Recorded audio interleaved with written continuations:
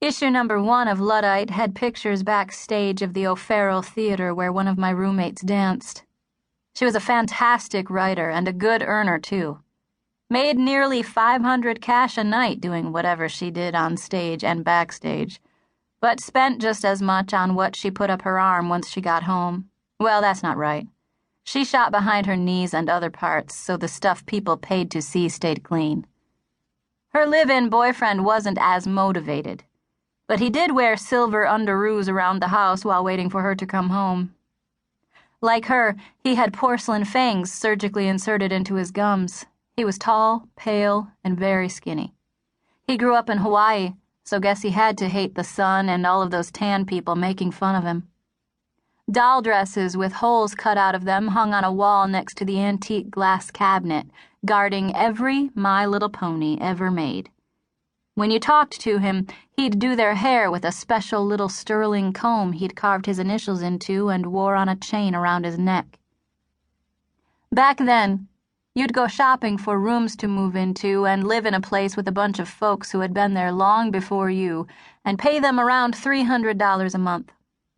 When I called back home to check in with my pops, I'd keep all the adventure and vampires in the stories, but I'd leave out the drugs because he'd get worried and I couldn't have that. Landed a job at a cafe right away. There were about 7 people in total living in the house, but only 2 were vampires. The others were a skater punk whore guy who looked like a goat and always picked his skin when he was high, but who had a good heart and let you smoke his cigarettes, so he was okay by me because they were cools, which I enjoyed every now and then. He shared his room with a rather large girl who had, like many girls in San Francisco, lost herself in the madness of the city and was drowning herself in junk, thinking it was love. The other 2 spots were always rotating around and, for some reason, were always a couple. Now, when I first moved in, and even after a few months of family meetings, I had no idea they were junkies. Had never seen heroin, other than in the movies. Most my friends could afford back in Kansas City was some low-level speed that I was never really much into. Looked like crushed orange nerds. Burroughs lived around where I grew up, but he had already made it and could afford his habit. After we agreed on everything and I moved my things in, Valerie, the female vamp, told me that she and Darren D., her man, would be performing that night at the Trocadero and they'd put me on the list. Went downstairs and across the street to look at what was about to be my new home. The outside of the building was purple with golden trim. There was this hard clamshell awning hanging over the top of the stoop.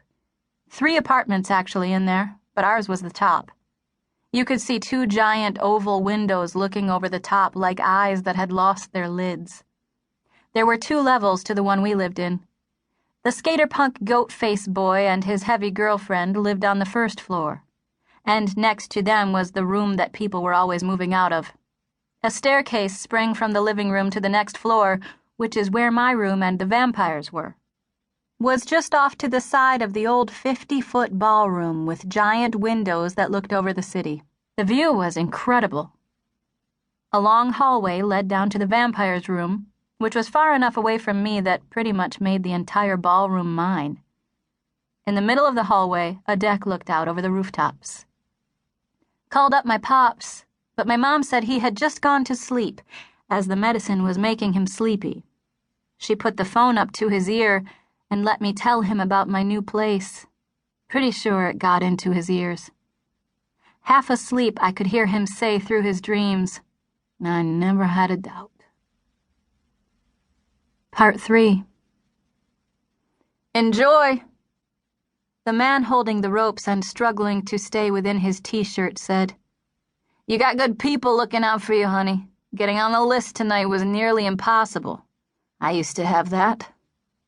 His kind voice didn't match the rattling chain connecting his nose ring to his ear. Inside, the music was pretty heavy house, I guess, though I can't be sure. Never knew the difference between techno and house, but I didn't much like either of them. First time I heard Public Enemy, I couldn't hear anything else. Couldn't gauge how big the place was because the low lighting mixed with black walls took away my depth perception. No doubt that if you had turned the lights on, it would have been just another room.